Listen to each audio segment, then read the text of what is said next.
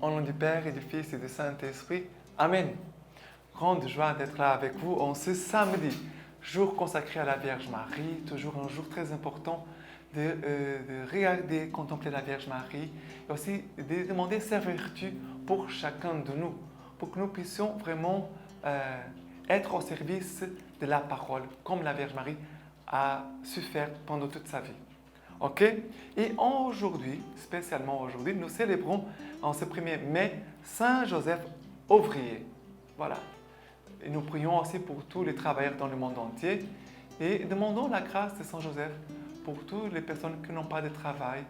Et confions à Saint Joseph aussi tous nos besoins spirituels et matériels dans vos vies, dans vos familles, tout ce que vous vivez. Confions à la paternité de Saint Joseph et à sa prière. Ok? Et aujourd'hui, la première lecture, en ce 1er mai, samedi, c'est Actes des Apôtres, chapitre 13, versets 44 à 52. Les sabbats suivants, presque toute la ville s'assembla pour entendre la parole de Dieu. À la vue de cette foule, les Juifs furent remplis de jalousie. Ils répliquaient par des blasphèmes aux paroles de Paul.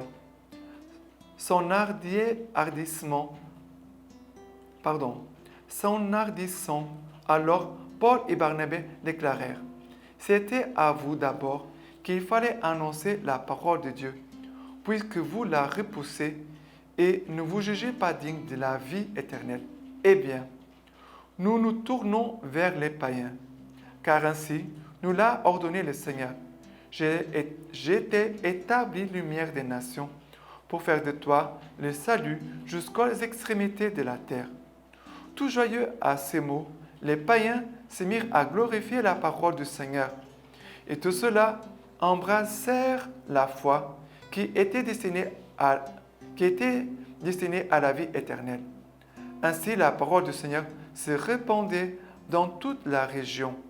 Mais les Juifs montèrent la tête aux dames de condition qui adoraient Dieu, ainsi qu'aux notables de la ville. Ils suscitèrent de la sorte une persécution contre Paul et Barnabé et les chassèrent de leur territoire. Ceux-ci, secouant contre eux la poussière de leurs pieds, se rendirent à Iconium. Quant aux disciples, ils étaient remplis de joie et de l'Esprit Saint. C'est beau, regardez, comment on voit la vie de l'Église, la vie des missionnaires, la mission. Ici, Paul et Barnabé, ils vont trouver des obstacles dans la mission. Il y a des gens qui vont accueillir, il y a des païens qui vont recevoir la bonne nouvelle, ils vont se réjouir, comme dit ici. C'était d'abord tout joyeux à ce mot, les païens se mirent à glorifier la parole du Seigneur. Et tous ceux-là embrassèrent la foi qui était destinée à la vie éternelle. Voilà, embrasser la foi et glorifier Dieu. On voit quelle joie il y a. Mais qu'est-ce qui se passe? Il y a d'autres, puisque vous repoussez et ne vous jugez pas digne de la vie éternelle, eh bien, nous nous tournons vers les païens. Ils sont en train de parler à des Juifs. Ils parlent à des Juifs qui sont les premiers destinataires de la bonne nouvelle du salut, mais ils repoussent, ils n'acceptent pas. Ils ignorent, méprisent.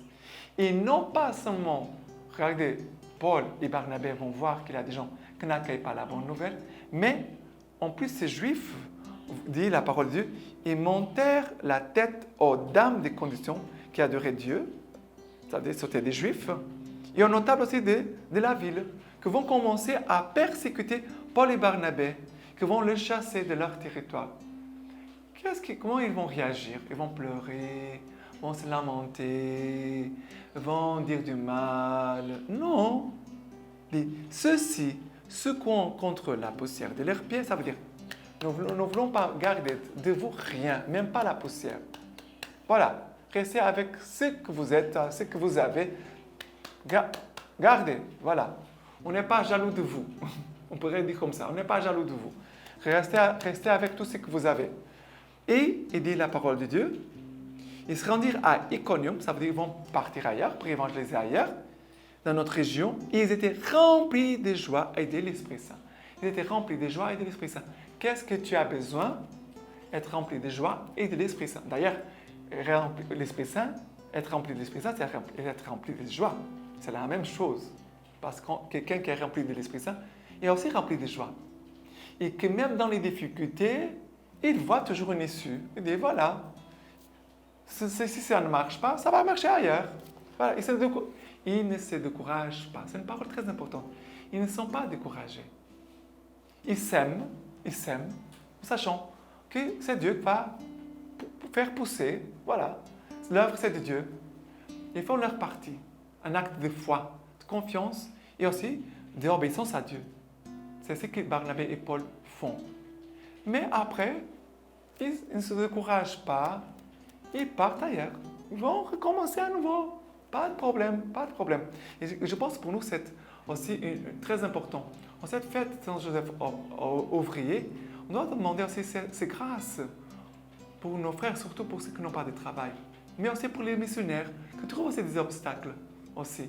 Qu'ils ne soient pas découragés, mais qu'ils puissent être remplis de cette joie et de cette force de l'Esprit Saint. Amen. Et maintenant, on continue. Le psaume d'aujourd'hui, c'est le psaume 98. Chantez au Seigneur un chant nouveau, car il a fait des merveilles. Le salut lui vint de sa droite, de son bras très saint. Le Seigneur a fait connaître sa victoire. Aux yeux des païens, révéler sa justice. Se rappelant son amour et sa fidélité pour la maison d'Israël. Tous les lointains de la terre ont vu le salut de notre Dieu. Acclamez le Seigneur toute la terre, acclamez en cri de joie. Regardez, le Seigneur a fait connaître sa victoire. Aux yeux des païens, il a révélé sa justice. Le salut lui vint de sa droite, de son bras très saint. Ça veut dire, Dieu manifeste sa force. Dieu manifeste sa force. Cette force créatrice, la force de Dieu et sa parole créatrice, qui ont tout fait. Dieu est tout puissant. Dieu est fort. Et Dieu veut manifester aussi sa force en nous. Dieu veut manifester aussi sa créativité aussi en nous. Regardez, Dieu, imaginons la création, tout, la beauté. Quelle créativité!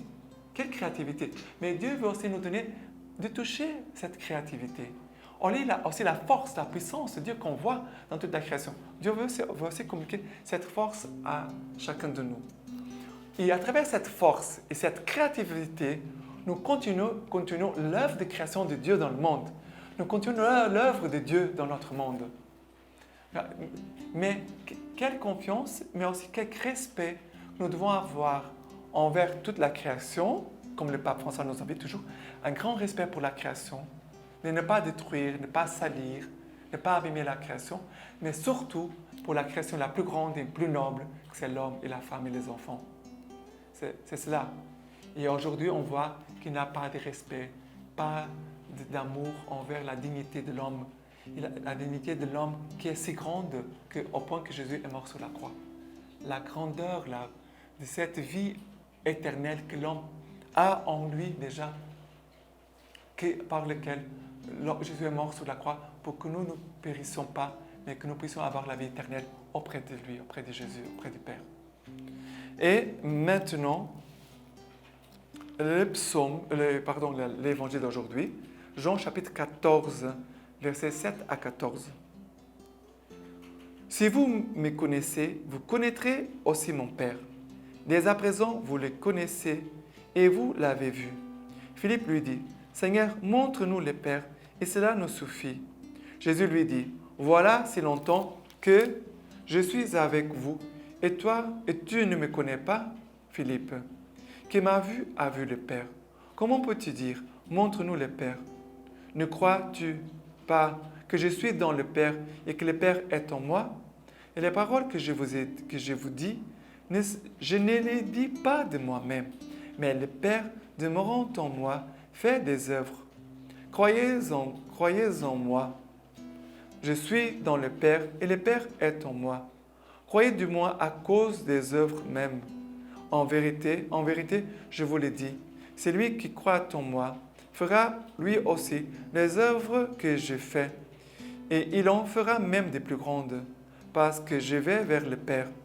Et tout ce que vous demanderez en mon nom, je le ferai, afin que le Père soit glorifié dans le Fils.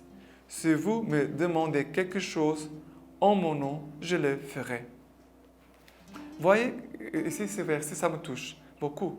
Et tout ce que vous demanderez en mon nom, je le ferai, afin que le Père soit glorifié dans le Fils. Nous sommes tous fils de Dieu. Et le Fils, nous comme fils, le Père, dit la parole de Dieu, afin que le Père soit glorifié dans le Fils. Que le Père soit glorifié en toi, dans ta vie, dans ton travail. Et travailler, c'est une grande dignité pour l'homme. Un homme qui n'a pas de travail, il commence à oublier sa grande dignité. Les grands dangers pour quelqu'un qui ne travaille pas, ne fait rien, c'est de commencer à se dégrader, à perdre sa dignité, après à oublier les valeurs de sa vie.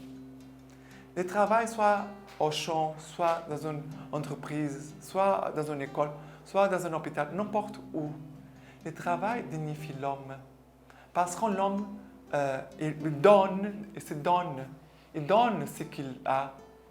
Il met ses dons au service des autres. L'homme est responsable. Avoir un travail, c'est exercer une responsabilité. C'est un acte d'amour envers les autres et de bien le faire n'importe comment. Ça me rend triste quand je vois les gens qui font les choses. Voilà, j'ai fait. Non, tu dois bien faire. Parce qu'en faisant bien les choses, tu es en train de glorifier le Père. Et le Père sera glorifié en toi. Bien faire les choses. Pour la gloire de Dieu et le salut du monde, disons-nous toujours. Tout ce que nous faisons, c'est pour la gloire de Dieu et le salut du monde. Pour glorifier le Père. Et le Père aussi nous glorifiera à chacun de nous. Exercer notre travail, c'est très important. Comme œuvre d'amour, de responsabilité, mais aussi de croissance. En travaillant, l'homme grandit. Il va trouver des obstacles, des difficultés, c'est normal. Ah, je ne sais pas faire ça. Tu vas apprendre. Et tu grandis. Et en même temps, tu vas trouver les moyens aussi après pour soutenir ta famille, les autres qui sont autour de toi, qui vont se réjouir de toi. Ils vont se sentir aimés de toi. Un homme qui ne travaille pas, sa femme, un homme ou une femme, et qui ne fait, quand je dis ne travaille pas, ça veut dire ne fait rien. Hein? Parce que bien sûr, il y a des mamans qui sont à la maison qui travaillent toute la journée. Et une chose personnellement, ça m'agace, c'est de voir les gens qui sont là sans rien faire, qui sont assis sans rien faire.